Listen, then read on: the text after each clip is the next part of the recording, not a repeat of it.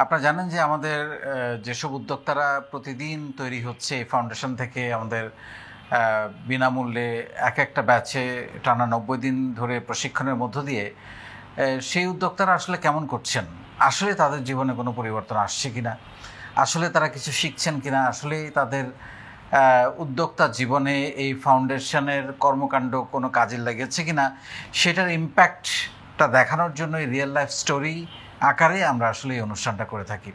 আমাদের অনেকের একটা ধারণা আছে যে আমাকে দিয়ে বোধহয় হবে না, চাকরি পাই না আবার ব্যবসা, এটা তো আরও অনেক কঠিন কাজ। ডেফিনেটলি চাকরি চাইতে ব্যবসা ডেফিনেটলি আরও অনেক কঠিন কাজ। কিন্তু আপনাকে কে বলেছে যে আপনাকে দিয়ে হবে না? এই যে আপনি নিজে থেকে একটা ধারণা করে রাখেন আপনাকে দিয়ে হবে না, এই ধারণাটাই হচ্ছে ভুল, প্রথম ভুল। হ্যাঁ, আমাদের সমাজ ব্যবস্থায় আসলে সবাই আমাদের দিকে তাকিয়ে সবাই বলে তোমাকে দিয়ে হবে না, তুমি পারবা না, চেষ্টা করো না, ফেল মারবা, এটা সবাই বলে। কিন্তু কেউ বলে না তুমি পারবা, তোমাকে দিয়ে হবে। সেই কথাটা আমি সবসময় আপনাদেরকে বলি, কারণ আপনার ভেতরে যে সম্ভাবনা সুপ্তভাবে লুকিয়ে আছে সেটা আপনি জানেনই না, সেটা এক্সপ্লোর করার কোনো সুযোগ পান নাই, কোনো প্ল্যাটফর্ম পান নাই।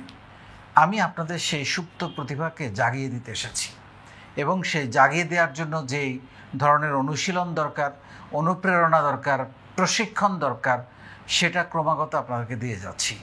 এই প্রশিক্ষণের মধ্য দিয়ে আপনাদের ভেতরের সুপ্ত প্রতিভাটা বের হয়ে আসছে। এখন অনেক গল্প তৈরি হচ্ছে, যেমন আমি বলতাম যে ব্যবসা করতে অনেক টাকা লাগে না। আজকে আপনারা একটা গল্প শুনবেন যে শূন্য মূলধন দিয়ে কিভাবে শুরু করেছে। সো 5,000, 10,000, 20,000 টাকা একটা ব্যবসা শুরু করার জন্য খুবই ভালো একটা মূলধন। হ্যাঁ, আপনি একদিন বড় হবেন, কিন্তু শুরু করার জন্য, অনেক বড় করে করার জন্য আমাকে দিয়ে হবে না বা আমি করতে পারবো না, ব্যাপারটা কিন্তু সেরকম না। সারা দুনিয়াটা এখন চলছে আপনার কত বড় নেটওয়ার্ক, আপনার পরিচিতি, আপনাকে কতজন মানুষ চেনে জানে, আপনার এই যে চেহারা, তার মধ্যে কতজন মানুষ এই চেহারাটাকে বিশ্বাস করে, সেটাই হচ্ছে আসলে বড় ব্র্যান্ডিং, বড় সেলের সুযোগ। সো সেই বিশ্বাসটা তৈরি করুন, পরিচিতি তৈরি করুন, নেটওয়ার্ক তৈরি করুন, ইনশাল্লাহ আপনিও পারবেন। সো এরকম দুইজন মানুষকে নিয়ে আমরা আজকে আপনাদের গল্প শোনাবো, যাদের গল্প থেকে আপনাদের মনে একটা প্রশ্ন তৈরি করতে চাই, ওয়াই, আমি কেন এখনও শুরু করছি না, তারা তো শুরু করে দিয়েছে। এই প্রশ্নটার উত্তর যাতে আপনারা খুঁজে পান, সেই জন্যই আমরা আজকে নরসিংদী জেলা থেকে আমাদের মোস্তাকিম বিল্লাহ মাদ্রাসার চাকরি করতেন, সেইখান থেকে ছেড়ে মাত্র 8,000 টাকা মূলধন দিয়ে উনি ব্যবসা শুরু করেন, এবং উনিও এখন মাসে প্রায় 3 লক্ষ টাকা সেল করেন। কিভাবে ঘটলো এই ঘটনাগুলো আমরা তাদের মুখ থেকেই শুনে, চলুন তাদের সাথে গল্প শুরু হোক। আপনার কেন মনে হলো বা কখন মনে হলো যে আমার নিজে কিছু করা দরকার, চাকরি না করে আপনি মাদ্রাসায় জব করতেন সেটা ছেড়ে দিলেন? 2 নাম্বার হচ্ছে যে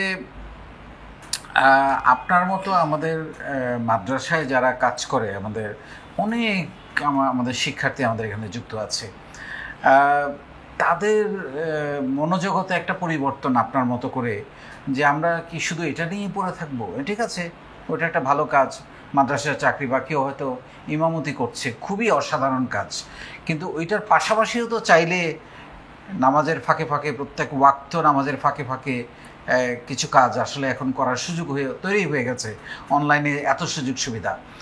তাদের জন্য আপনার বক্তব্য কী হবে? আর 3 নাম্বার যেটা, সেটা হচ্ছে যে আপনার জীবনে উদ্যোক্তা হওয়ার পিছনে এই ফাউন্ডেশন কতটা ভূমিকা রেখেছে? আসসালামু আলাইকুম রহমতুল্লাহ। প্রথমেই আমি আপনাকে স্যার আমাদের নরসিংদী জাগরণশীল টিমের পক্ষ থেকে স্বাগতম জানাই এবং আন্তরিক অভিনন্দন জানাচ্ছি। আমি আমার পেছন থেকে যদি শুরু করতে চাই, তাহলে প্রথমে বলতে চাই 2020 সাল থেকে আর কি, যখন প্রথমে আমি লেখাপড়া শেষ করে একটা চাকরি নিয়েছিলাম। 1 বছর আমার নিজ গ্রামের মাদ্রাসাতে আমি চাকরি করতাম। তখন চাকরিটা যখন 8-9 মাস হয়, তখন আমার বাড়ি থেকে আমাকে বিবাহ করায়। বিবাহের 1 মাস পরই চাকরিটা আমার চলে যায়, যে কোনো কারণে। আমি আপনাকে বলেছি, ওখানে ওই মাদ্রাসার প্রিন্সিপালের সাথে যে কোনো একটা কারণে মনোমালিন্য হয়ে ওই 1 মাসের মাথায় বা 1.5 মাসের মাথায় আমার চাকরিটা তখন চলে যায়। তখন আমি সবেমাত্র বিবাহ করেছি। তো মানে এতটা কষ্ট পেয়েছি তখন, এটা বলে ভাষায় বোঝানোর মতো না। এখন ওই কথা এখনও মনে আসলে আমার চোখ দিয়ে মাঝে মাঝে কোনো অশ্রু জমে যায়। কারণ ওই সময়টা স্যার সবাই জানে এটা কেমন মুহূর্ত, কতটা আর্থিক মানে প্রয়োজন। তারপরে স্যার আমি পরবর্তী প্রায় 1-1.5 মাস 2 মাস পর্যন্ত কোনো কাজ ছিল না। ওখান থেকে আমি পরবর্তী একটা মাদ্রাসার মধ্যে আমি জব করি, আরেকটা মাদ্রাসায় জব নিই। জব নেওয়ার কিছুদিন পরেই আপনার শুরু হয়ে যায় করোনা। 3-4 মাস যাওয়ার পরে করোনা শুরু হয়। করোনা শুরু হওয়ার পর থেকে স্যার মানে সব কিছু বন্ধ হয়ে যায়, প্রাতিষ্ঠানিক সব কিছু বন্ধ হয়ে যায়। তো আমিও গড়বন্দি হয়ে যাই, বাড়িতে চলে আসি, মাদ্রাসা থেকে কোনো বেতন দেওয়া হয় না। তো ওই সময়টাতে আবার একটা কষ্টের মধ্যে পড়ে যাই। পড়ে যাওয়ার পরে এমন হয়েছে যে আমার ছোটো ভাই সে আরেক জায়গায় চাকরি করে, ওখান থেকে তার কাছ থেকে টাকা এনে তারপর আমাকে চলতে হয়েছে। তো যেহেতু পরিবার আছে, তারপরে বিবাহের সবেমাত্র কিছুদিন পরে, তো যাই হোক আবার ওদিক দিয়ে আমার বেবি আসবে। তো ওই সময়টা দিয়ে করোনার শুরু, তখন ওই সময়টাতে আমার প্রথম বেবি হয়। তো আর্থিক দিক দিয়ে আমি তখন খুবই একটা সংকটের মধ্যে ছিলাম।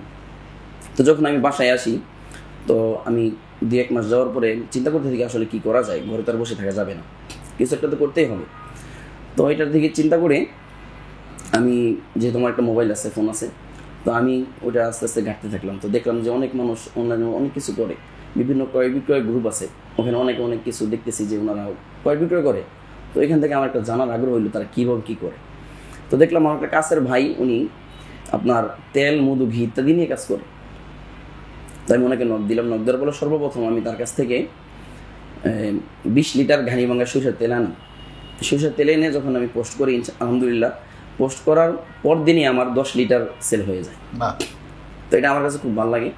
এভাবে আমি কন্টিনিউ করতেছিলাম, তেল, মধু, ঘি নিয়ে আমার মানে এই অনলাইন ব্যবসার জার্নিটা শুরু হয়। শুরু হওয়ার পরে স্যার, তো আমি দেখি যে আসলে এটা আমি করতে পারতেছি না। কেন? কারণ আমার যেই বাড়িটা, এটা হচ্ছে শেখেরচর বাবুরহাট, সারা বাংলাদেশের জন্য পাইকারি কাপড়ের বিখ্যাত, ওটার পাশে আমার বাসা। তো আমি যেই তেল, মধু, ঘি এগুলো তরল জাতীয় জিনিস, তো আমি কুরিয়ার করতে গেলে ওরা আমার এটা বুক করে, আমি ডেলিভারি করতে পারি না। কেন? তারা বলে যে আমাদের কাপড় নষ্ট হয়ে যাবে। তো সামান্য আপনার এই জিনিসের জন্য আমি কাপড় নষ্ট করতে পারি না। তো এটা আমি অনলাইন অনেক দিন চাওয়ার পরেও আমি করতে পারতেছি না। সব দিক মিলিয়ে আমি দেখলাম যে আসলে এটা আমার দ্বারা হইতেছে না। প্রায় 2 বছর আমি চেষ্টা করলাম এই অফলাইনে। ডেলিভারি অসুবিধার জন্য আপনাকে ছেড়ে দিতে, ডেলিভারি অসুবিধার জন্য ছেড়ে দিতে হয়েছে। কারণ আর অন্য জায়গায় থেকে করতে গেলে এটা অনেক দূর যেতে হয়, নরসিংদীর মানে একবারে সদর যেখানে, ওইখানে যেতে ওইটা আমার কস্টিং অনেক বেশি, যেটা আমার দ্বারা সম্ভব হয় না। আর মাঝখানে একটা কথা বলে রাখি স্যার, যখন এটা আমি শুরু করি এর কিছুদিন পরেই আমার একটা চাকরির অফার আসে।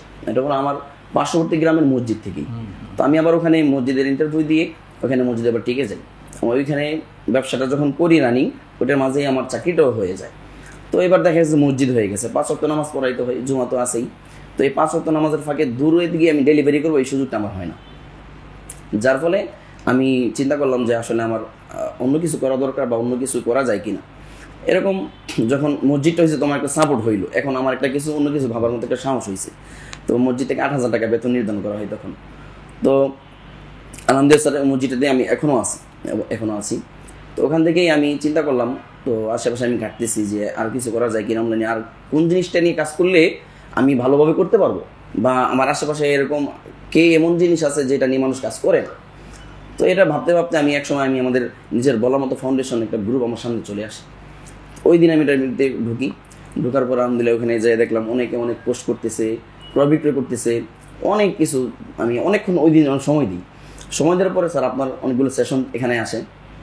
তো সেশনগুলো স্যার পড়ার প্রতি আমার আগ্রহটা অনেক বেশি বেড়ে যায়। একটা পড়তে পড়তে স্যার অনেক ভালো লাগে। তো ফলে আমি আমাদের তখনকার, এখন বর্তমান যিনি উপজেলা অ্যাম্বাসেডর মাধবদীর হারুন ভাই আমাদের ফাউন্ডেশনের, ওনারকে আমি প্রথমে নক করি, দেখি যে উনি আমাদের কাছের লোক। ওনার ফেসবুক আইডিতে যেয়ে দেখলাম আমাদের পাশাপাশি এলাকা। নক করার পর উনি আমাকে আমাদের এই ফাউন্ডেশনে রেজিস্ট্রেশন করায় দেয়। রেজিস্ট্রেশন করানোর পরে স্যার প্রতিদিন আমি ওখান থেকে প্রতিদিন ওখানে সেশনে যুক্ত হতাম, এবং প্রতিদিন ওখানে আমি যেহেতু একজন আলেম মানুষ, কোরআন তেলাওয়াত দিত আমাকে, আমি প্রতিদিনই কোরআন তেলাওয়াত করতাম। আমি স্যার বলতে গেলে ফাউন্ডেশনের আমাদের ভাই বোনদের কাছে পরিচিত হই কোরআন তেলাওয়াতের মাধ্যমে, মাশাআল্লাহ। তো আলহামদুলিল্লাহ। তো ভাইয়া আপু এবং আপুরা ফাউন্ডেশনে যারা তারা আমাকে অনেক বেশি সাপোর্ট করে, আমাকে অনেক বেশি হেল্প করে। আমি স্যার আপনার যেই সেশনগুলো করেছি ওগুলো থেকে সবচেয়ে বেশি উদ্বুদ্ধ হয়েছিলাম যে সর্বপ্রথম ঢুকে আমি যে দেখেছি ওইখানে স্বপ্ন দেখুন, সাহস করুন, শুরু করুন এবং লেগে থাকুন। এই যে এটা আমার ভিতরে স্যার গেঁথে গিয়েছিল, এখনও পর্যন্ত এটা আছে যে লেগে থাকা, শুরু করা, সাহস করা, যেখানে আমার কোনো কিছুই ছিল না স্যার। তো ওই দিক দিয়ে ব্যবসা করতে করতে গেলে দেখে যেই পরিমাণ টাকা আসতো তেমন বেশি লাভ হতো না, আবার যে বেতনটা পাইতাম তা সংসারের মধ্যে খরচ হয়ে যেত, উল্টা কিছু ঋণ হতাম। তো আমি ভাবলাম যে কীভাবে কি শুরু করা যায়। তো আমার কাছে আমার ছোটো মামার ওনার 8,000 টাকা ছিল, এটা ওনার কাছ থেকে ঋণ নেওয়াই হয় বলে একরকম। তারপরে আমি দেখলাম যে ফাউন্ডেশনের ভিতরে আমাদের যে হোম ডেকোর আইটেম নিয়ে এটা খুব কম মানুষ কাজ করে। তো আমি ভাবলাম যে আমার বাবুরহাট আমার খুব কাছে, ওই জায়গার মধ্যে আমি কিছু একটা পেতে পারি। তো আমি ঘুরতে থাকলাম পুরো বাজারটার মধ্যে, প্রায় 1-1.5 মাস সময় দিচ্ছি ঘুরতেছি, শুধু কিনে কাজ করার যেটা ভাবতে এক পর্যায়ে আমি সিদ্ধান্ত নিলাম যে স্যার আমি হোম ডেকোর আইটেম নিয়ে কাজ করবো, যেমন দরজা জানালার পর্দা, বিছানার চাদর, এই ইত্যাদি আইটেমগুলো নিয়ে কাজ করবো। তো ওখানে এক ভাই তাবলিগ জামাত করার সুবিধার্থে ওনাদের সাথে পরিচিত হয়। তো ওনারা আমার একটা ফেসিলিটি দেয়, আমার যখন যেই পরিমাণ লাগবে সেই পরিমাণ আমাকে দিবি। ওনারা পাইকারি বিক্রি করে, তারপরে বলছে হুজুর আপনার জন্য এটা আমরা করে দিব, সমস্যা নেই। এটা আমার জন্য স্যার অনেকটা বেশি সাপোর্ট হয়। তো আমি ওই সময় মাত্র 8,000 টাকা পুঁজি নিয়ে অল্প কিছু কাপড় ওখান থেকে পর্দা নিয়ে প্রথমে শুরু করি। পর্দা নিয়ে আমি অনলাইনের মধ্যে প্রথমেই আমি আমাদের ফাউন্ডেশনের মধ্যে পোস্ট করি। তারপর কিছুদিন যাওয়ার পরে আমাদের আয়শা সিদ্দিকা আশা আপু, আপনিও চিনেন, উনি আমাকে একটা পেজ খুলে দেয়। ওখান থেকে আলহামদুলিল্লাহ আমার জার্নিটা শুরু হয় স্যার। তো আলহামদুলিল্লাহ, তো এই আজ পর্যন্ত এই অনলাইন যেই প্ল্যাটফর্মটা আছে ওখান থেকে শুরু করার পরে আজ থেকে প্রায় 3 মাস আগে আমি অনলাইনে শুরু করার পরে 7 মাস পর্যন্ত অনলাইনে শুরু করি। তারপরে আজ থেকে 3 মাস পূর্বে আমি একটা অফলাইন শোরুম আলহামদুলিল্লাহ এখন দিয়েছি। অসাধারণ। আলহামদুলিল্লাহ জি স্যার, নরসিংদীতে, এটা হাই রোডের পাশে। আলহামদুলিল্লাহ এটা দিতে আলহামদুলিল্লাহ আমার এখন বর্তমানে মূলধন আছে প্রায় 5 থেকে 6 লক্ষ টাকা। এটাও সুবিধা, এটা আমার সম্ভব হয়েছে আমার আপন মামা, উনি আমার বড় ভাই। স্যার আপনার যে সেশনগুলো ছিলাম ওখানে দেখতাম যে পার্টনারশিপের ব্যাপারে আপনি খুব সতর্ক করতেন। ওই দিক দিয়ে আমি পার্টনারশিপ খুঁজতে যাই, আমাকে অনেকে বলেছে টাকা দিবে, পয়সা দিবে, সব কিছু দিবে আমি ব্যবসা করার জন্য, কিন্তু স্যার আমি নেইনি। আপনি বলেছেন পার্টনারশিপের ক্ষেত্রে খুব সতর্ক হওয়া দরকার, সেইগুলো দিক লক্ষ্য করে আমি আমার আপন মামাকে বেছে নিয়েছি। উনি বিদেশে থাকতেন প্রবাসে, দেশে আসার পর উনি আমাকে এইভাবে পার্টনারশিপের দিক দিয়ে বললো যে করা যায় কিনা। ওনাকে পার্টনারশিপে নিয়ে আলহামদুলিল্লাহ এখন একটা শোরুম দিয়েছি। আলহামদুলিল্লাহ এখন আমাদের খুব চলতেছে, আপনার দোয়ায় এবং মা বাবার দোয়া, আপনার অনুপ্রেরণা স্যার, আর কিছু না। আমি এটা অকপটে স্বীকার করি স্যার। এখন পর্যন্ত কি হয়েছে কি স্যার, এটা করার পরে দেখা গেছে আমার ফ্যামিলিতে আমার 4 ভাই 2 বোন, আমি সবার বড়। আমার বাবা একদম মসজিদের মধ্যে চাকরি করতেন, দরিদ্র ফ্যামিলির লোক ছিলাম আমরা। তো আলহামদুলিল্লাহ স্যার এখন আমার 2টা ভাই, আমার ছোট 2 ভাই, তারাও এই বিজনেসটা করতেছে আলাদাভাবে। প্রত্যেকে শুধুমাত্র আমার থেকেই উদ্বুদ্ধ হয়ে আমি শুরু করার পরে তাদেরকে বলছি এইভাবে অনলাইনে করা যায়, এবং আমার ছোট কয়েকটা ভাইকে আমি আমাদের ফাউন্ডেশনে যুক্ত করেছি, এবং এইভাবে এনে আমার আলহামদুলিল্লাহ এখন পর্যন্ত 5-6 জন মানুষ আমার থেকে নিয়ে শুধু বিক্রি করে। সো আপনার এখানে কি কি প্রোডাক্ট আছে আপনার? আমার এখানে স্যার আছে বর্তমানে অফলাইনে, অফলাইন দরজা জানালার পর্দা, বিছানার চাদর, সোফা কভার, মশারি, পাপোস, তারপরে হচ্ছে আর্টিফিশিয়াল যে ফ্লাওয়ার্সগুলো আছে ওগুলো স্যার। অনেক কিছু যোগ করেছেন? জি আলহামদুলিল্লাহ স্যার, অনেক কিছু যোগ করেছি। সো এই যে সেলটা এক্স্যাক্টলি বাড়া শুরু হলো কবে থেকে? সেলটা বাড়া শুরু হয়েছে স্যার ফাউন্ডেশনের মধ্যেই যখন আমি ছিলাম। তো আমার তখন প্রায় 60-70% সেল ছিল আমার ফাউন্ডেশনের মধ্যেই। আমার ফাউন্ডেশনের ভাই এবং আপুরা আমাকে অনেক বেশি বিশ্বাস করছে, বিশেষ করে আমার কাস্টমার স্যার প্রবাসী। ফাউন্ডেশনের যে প্রবাসী ভাইয়া এবং আপুরা আছে, বিশেষ করে ভাইয়ারা, তারা অনেকে আমার থেকে স্যার আমার পর্দাগুলো নিয়েছে, আমার বিভিন্ন আইটেমগুলো তারা নিয়েছে। আলহামদুলিল্লাহ আমি ফাউন্ডেশনের মধ্যে সর্বোচ্চ সেল করেছি স্যার একজন ভাইয়ের কাছে প্রায় 13,000-14,000 টাকা একদিন। মাশাআল্লাহ মাশাআল্লাহ। অনলাইনে পর্দা সেল করছেন, মানে চিন্তা করেন দুনিয়াটা কত সহজ হয়ে গেছে। তাও প্রবাস থেকে কিনতেছে, অর্ডার করছে এবং আপনাকে দিচ্ছে। খুবই ভালো লাগলো এই জিনিসটা জেনে। আমার আরেকটা কোয়েশ্চেন ছিল যে আপনার মতো যারা ধরেন মসজিদে ইমামতি করছেন বা মাদ্রাসায় পড়াচ্ছেন, তারাও তো চাইলে আসলে কিছু একটা করতে পারে, কি বলেন? স্যার ডেফিনেটলি স্যার, আপনি যেটা বলেছেন এটা আমি আসলে যখন শুরু করার আগে আমারও ভিতরে এমনটাই ছিল স্যার। আপনার সেশনগুলো করার পরও আমার ভিতরে এটাই জন্মেছিল যে আমার শুধু মসজিদে চাকরি করবো, মাদ্রাসাতে চাকরি করবো, বাইরে কোনো কিছু করবো না। কিন্তু স্যার যখন আমি দেখলাম যে আপনার একটা সেশনের মধ্যে এটা ছিল, আপনার একটা কাজ করার জন্য শুধু আপনার জন্ম হয়নি। আমি তখন স্যার মাদ্রাসাতেও চাকরি করতাম, করোনার পরে মাদ্রাসাটা খোলা হয়ে গেছে, তারপরে মসজিদ আছে। তো আমি ভাবলাম যে স্যার এটা বলেছেন যে আসলেই তো আমি চাইলে অনেক কিছু করতে পারি, আমার যেই ইয়ে আছে, এবিলিটি আছে, আমি চাইলে আমার মেধা খাটিয়ে আমি আর অনেক কিছু করতে পারি, মসজিদে নামাজের ফাঁকে ফাঁকে অনেক কিছু করতে পারি। আলহামদুলিল্লাহ আমার মসজিদ কমিটি এটা আমাকে সুবিধা দিয়েছে। আমি চাইলে এখন আমি যেমন ফজরের নামাজ পড়ে 8টার দিকে এসে দোকান খুলি, ওখানে আমি জোহর পর্যন্ত থাকি, জোহরের নামাজ পড়ি, আবার খাওয়া দাওয়া করে আবার আসর পর্যন্ত থাকতে পারি। এভাবে আমি স্যার ফাঁকটা আমি দিতে পারি। কিন্তু এটা আমাদের মন মস্তিষ্কের মধ্যে বেশিরভাগ মাদ্রাসা ছাত্র এবং এদের মধ্যে এটা ঢুকানো আছে যে আসলে শুধু এর মধ্যে পড়ে থাকতে হবে। আমি তাদের জন্য বলবো বর্তমানে আসলে আমরা অনলাইন চাইলে অনেক কিছু করতে পারি, আমার জন্য অনেক সহজ হয়ে গেছে। আমরা শুধুমাত্র এটার পিছনে পড়ে না থেকে মসজিদ মাদ্রাসার খেদমত এটা আমাদেরকে করতে হবে, কারণ এটা যেহেতু আমরা শিখেছি, এটা আমরা না করলে অন্য কেউ করবে না। Of course. অবশ্যই এটা করতে হবে। এটার পাশাপাশি চাইলে আমরা অনেক কিছুই করতে পারি এখন, এবং যেখানে আমি থেকে করব ওই কমিটি বৃন্দ যারা আছে তাদেরকে বুঝালে তারা বোঝার মতন ইনশাআল্লাহ আশা করি। অবশ্যই, কারণ পরিবারের খরচ আছে, হ্যাঁ, স্যার। বাচ্চাদের খরচ আছে, এটুকু দিয়ে তো আর সংসার সম্ভব চলবে হয় না, না, স্যার। সংসার চালানো সম্ভব না। তাহলে তখন কাজের প্রতি মনোযোগটা আরো আরো বাড়ে, স্যার। আরো বাড়ে যখন আর্থিক সঙ্গতিটা চলে আসে। আপনার স্বপ্ন নিয়ে যদি একটু বলেন, কোথায় দেখতে চান নিজেকে 10 বছর পরে? ইনশাআল্লাহ স্যার, আমার বড় একটা স্বপ্ন স্যার। আপনি বলছেন স্যার স্বপ্ন দেখবেন বড় করে, ছোট করে নয়। তা আমি সেই হিসেবে স্বপ্ন দেখি আমি আমার নরসিংদী জেলার অন্তত প্রত্যেকটা উপজেলা একটা করে শোরুম ইনশাআল্লাহ আমি স্থাপন করব। আমার এটা বড় ইচ্ছা, স্বপ্ন। আর ইনশাআল্লাহ আমার আজকে 3 লাখ টাকা সেল হচ্ছে। আমি চাইবো ইনশাআল্লাহ, চেষ্টা করবো আগামী 10 বছরের মধ্যে যেন 30 লাখ টাকা সেল হয়। অবশ্যই হবে। এবং এটা স্যার আমি গত 3 মাস আগে আমি শোরুম দিয়েছি স্যার। 3 মাস পূর্বে আমার এতটা সেল ছিল না। আলহামদুলিল্লাহ শোরুমটা দেওয়ার পর থেকে এখন 3 লাখের উপরে আলহামদুলিল্লাহ সেল হয়।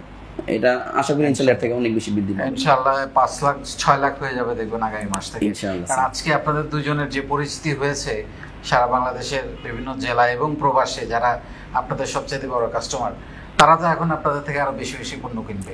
আর অনেকেই আসলে জানেন আপনি কি করছেন, উনি কি করছে, অনেকেই জানে না।